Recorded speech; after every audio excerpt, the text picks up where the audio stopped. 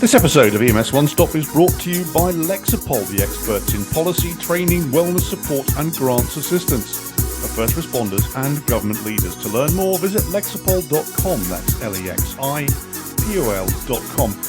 Hello and welcome back to another edition of EMS One-Stop. I'm your host, Rob Lawrence, and the topic of the day is disaster management, disaster preparedness and disaster planning. And of course, it's something that EMS does well. We prepare for it and we deliver and execute on it in a superb way. Of course, on our disaster planning and preparation bingo card, if you're on the East Coast, you have your hurricanes, your tornadoes. Moving further west, of course, we have our derecos, we have our wildfire events.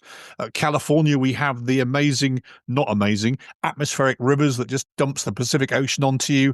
But do you have volcanoes on your bingo card? One person that does right now is my guest of this week, and that is Chief Tracey Loscar from Mat-Su Borough in Alaska, who, of course, is looking 70 miles to her west at the potential for a major volcanic eruption. Tracey, hello and welcome. How are you? Hi, Rob. How are you? It's been a while. Good.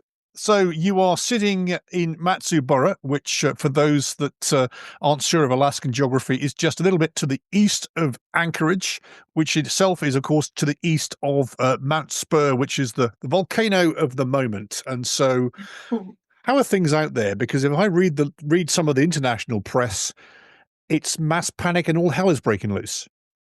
It's not.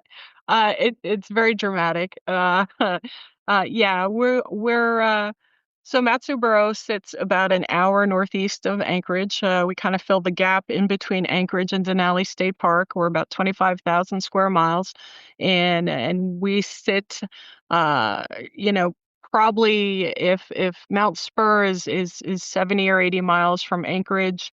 We're another 50 miles northeast of that. So it goes Anchorage and then Mat-Su. I would not call it terror or panic, but yes, we can see her steaming in the distance, especially at sunset. Well, we'll come back to her steaming in the distance in a second. But of course, we've known each other for over a decade. Isn't that frightening? But actually more near a 15-year mark. Yeah. But for those that haven't met you before, Tracey, just give us the quick sort of Loscar 101, and because you're not from Alaska originally. Oh, no, I am not. I am originally from East Coast. I am from Jersey. This is my 38th year in the business. I was born and raised on the East Coast and spent the first quarter of a century in a sleepy little town called Newark, New Jersey. And that's where the bulk of my career was. And then as I was looking to retire, we were looking out west. And a mutual friend of ours, actually, Mr. Barashansky, called me and said, "There's a job." Sorry, I'm going to interrupt there. Ray Barashansky, common spelling. Carry on. Right. He said, "It's a little further west than you were considering." And long story short, I ended up relocating with my family to Alaska in 2015. And came out here as a battalion chief, and just shy of 5 years later, promoted up to deputy director. So that's where we're at right now. Excellent. What a career trajectory. And like me, careers all happen when you continue to move west in your professional life. So Right. It seems to be the way that's doing that. So when you arrived there, obviously you've come from a very metropolitan, very urban area of Newark. And of course, we're all probably familiar with Newark, to the wilds of Alaska. And so how did your understanding of EMS change? And, what are the sort of significant things that all of a sudden became a daily thing you have to consider? A lack of resource. Absolutely lack of resource. Alaska is very much, I call it, it's akin to Madagascar, right? I went from level 1 trauma center and having 3 24-hour PCIs available to me, or 5 PCIs, to one hospital. I literally have one hospital in my vast area. There's access to more, but for our little service here, we do an awful lot with very little resource and very little redundancy. We have to make the most with very little.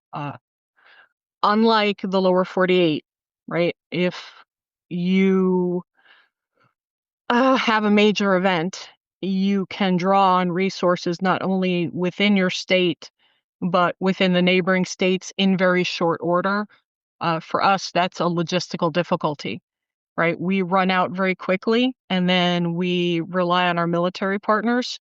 Once that's not available, it's time. There's a big time gap because everything else has to come a great distance, either by over water or by air, right? So we have to, if you have a 24-hour factor for your emergency management, we have to look at 72 or 96 hours before any additional help can arrive because it's just physically impossible to get here in some instances. So So, that's quite sobering in itself. And of yeah. course, the environment is, out to get you. And for half the year, you're in possibly total darkness as well. Right. It's not as bad. The distances are vast, and even I didn't have a concept of just how big the areas are. But unlike up, say, in above the Arctic Circle, where they have 24-hour darkness, we come close at the solstices, at the peak time. For example, we're moving into summer right now, so by mid-June, we will have up to 20 hours of sunlight in the summer, but the reverse is true. So wintertime, if we have a major event in winter, we'll have up to 20 hours of darkness. So we'll only have 4 hours, mid-December, you're looking at 4 hours and 20 minutes of daylight operatable, that you can operate in. And you have So to plan ahead for that. back to that into your response plans, everybody. And of course, just to recap, I think you just said 25,000 square miles in one hospital. That's a hell of a deployment plan you have to think about. Yep. One hospital. There we go. So let's have you look to your west at the moment. Obviously, we know from the reports, we know from some of the excited media as well that Mount Spur is bubbling away there. What is the reality for you right now? So for us, it's just the ash, right? So in the morning, as part of, the operations group, will check the AVO, the Alaska Volcano Observatory. They'll do a weather prediction eh, just to see what the predicted ashfall would look like if there was an eruption. And the weather can be, with the mountain ranges and the weather patterns, it can be really unpredictable. We sit in a tri-valley area. We have 3 rivers and 2 mountain ranges, so the wind patterns can be pretty unpredictable from day to day, and that's going to make a big difference on where the ash would go and for how long. That's today it could miss us completely, and tomorrow it could come right up the valley and dump right on our most populated area. So that's those contingencies are just what we watch for, right? So Right. it's the ash and for how long. And that's what we prepare for. So ordered extra N95, make sure we have messaging prepared to go out to the community. The community's been messaged for months now on respiratory protection for both themselves and their animals, how to prepare your HVAC systems, how to prepare your vehicles, how long to stay in, where to go for messaging information. The hardest to reach are, we have a large percentage of people who live off grid, so obviously they would be hard to get information to. Although in this day and age, with things like Starlink and satellite, people are more connected than ever. So make sure we hit all the mediums as far as that goes. Our emergency management group is pretty well versed in all of this stuff. So keeping all that information updated is pretty important. So Uh, in our mind's eye, we think about some of the sort of, classic, probably the wrong word, but historic volcanoes of the past that, you're probably not going to be in the sort of pyroclastic flow right. because you're not that close. But of course, the ash is an interesting thing. You've already talked about that. And for those that can remember the various Icelandic volcanoes that erupted, and don't even ask me to pronounce their 25-letter names, but of course, the ash plume descended as far south as London. It grounded, pretty much the civil air fleet because ash here just isn't ash, is it? It's not ash like we think about coming out of the fire.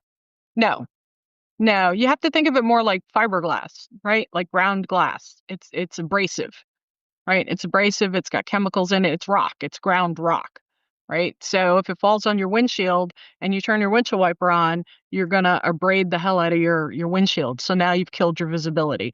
If it gets into your air filter, it's gonna choke the death out of your engine, right? So there's a big fear for it getting into, it's gonna choke your filters very, very quickly.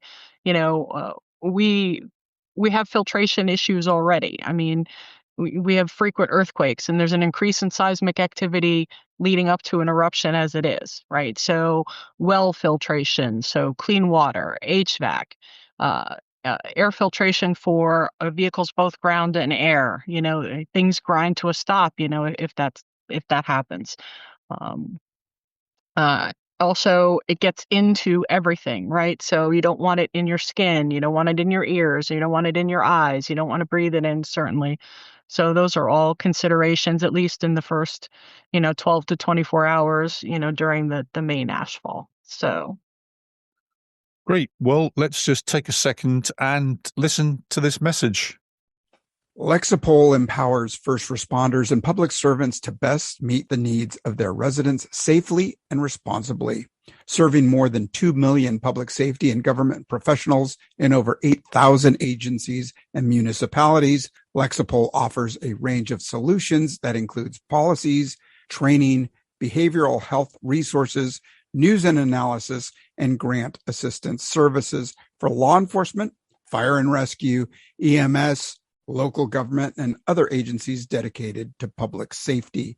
To learn more, visit lexipol.com. That's LEXIPOL.com. And we're back. And as always, I tell you this every time. That was the voice of Jim Dudley, who presents Policing Matters over on Police One, an amazing set of guests, some great content. Have a look over there to see what our police colleagues are up to. Also, please make sure that you like and subscribe wherever you get your podcast or your vodcast from. Remember that we're audio on Apple Podcasts and everywhere else, and we're also video on YouTube.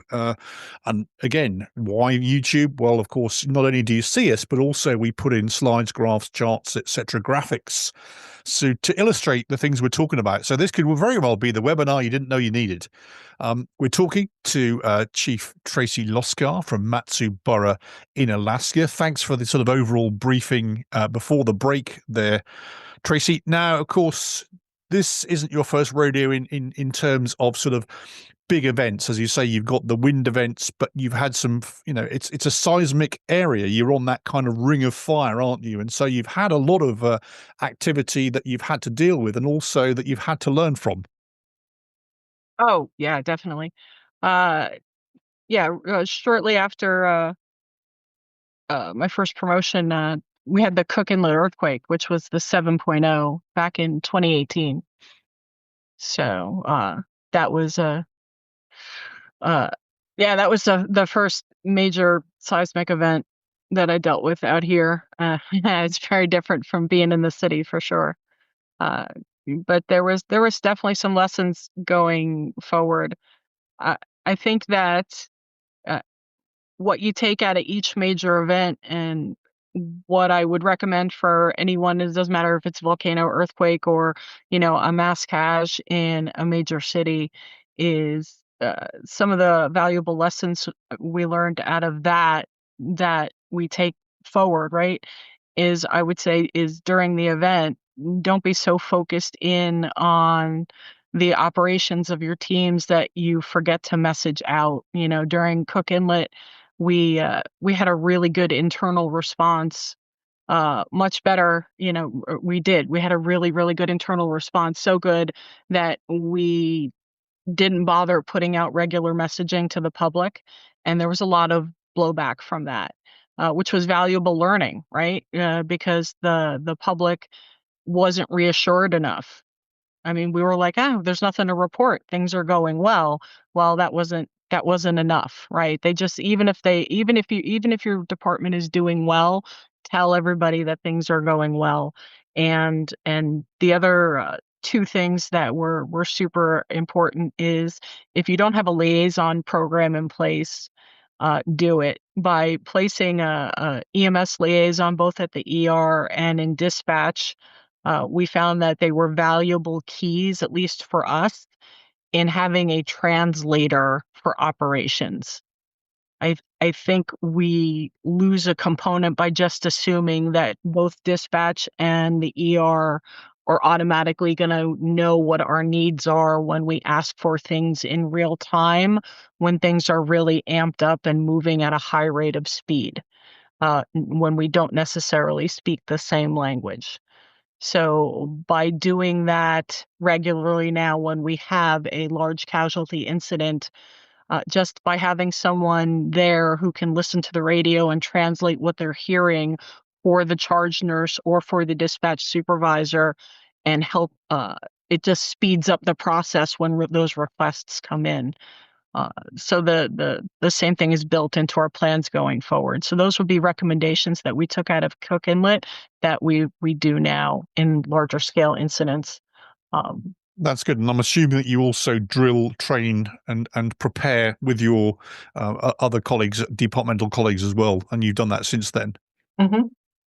Yeah. And again, my Robism and my soapbox, of course, is the difference between a lesson identified and a lesson learned. And a lesson identified is where we think, oh, yes, we need to do something with that. But it's not learned until you've drilled it, trained it, and incorporated it into your moving forward sort of standard operational procedures. And I think that sort of defines the difference between saying, that's a good idea, and now it's part of policy, process, TTPs, right? Tactics, techniques, and procedures. So also, I was looking at the Mat-Su Borough emergency management pages, and we'll put some of those of you, if you're watching on YouTube, some of those up there. A lot of good common sense, a lot of great information, and obviously the sort of, what I can only call the sort of volcano DEFCON list of where you are in the chart, and where are you in the chart in terms of, having to send staff to the EOC, having to have somebody, standing by to stand by permanently. Where do you sit in the kind of sort of scale of escalation almost? Right now? Yeah. We're still sitting at yellow. There's no big risk right now. Like I said, we'll wait. If there's an event, if there's an eruption, we'll wait to anything that's going to happen is going to happen to Anchorage first. And I'll tell you that the municipality of Anchorage, their EM is top notch. They're very good at messaging. They're very good at I mean, we do a decent job. They do an outstanding job. They're great to work with, right? So, so we rely on them as partners, and they would get hit first, right? So they'd be our stopwatch, right? And we would know all eyes on Anchorage.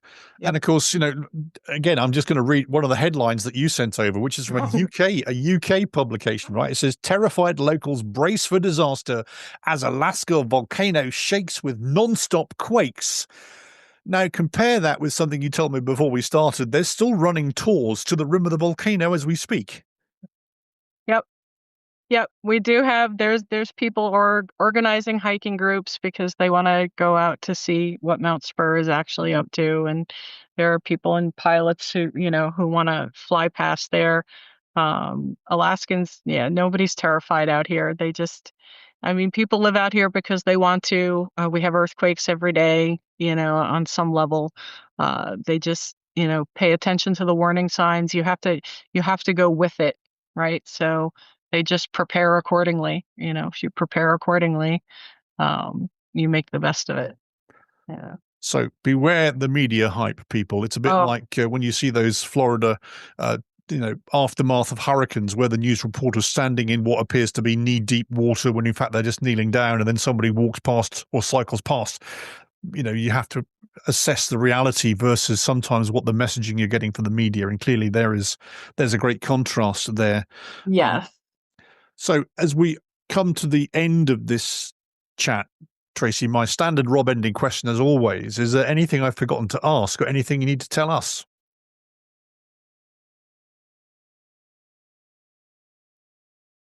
I don't think so. Don't forget your pets. I think we talked about that. Yes. Yes, don't forget your pets. They have to breathe this stuff too.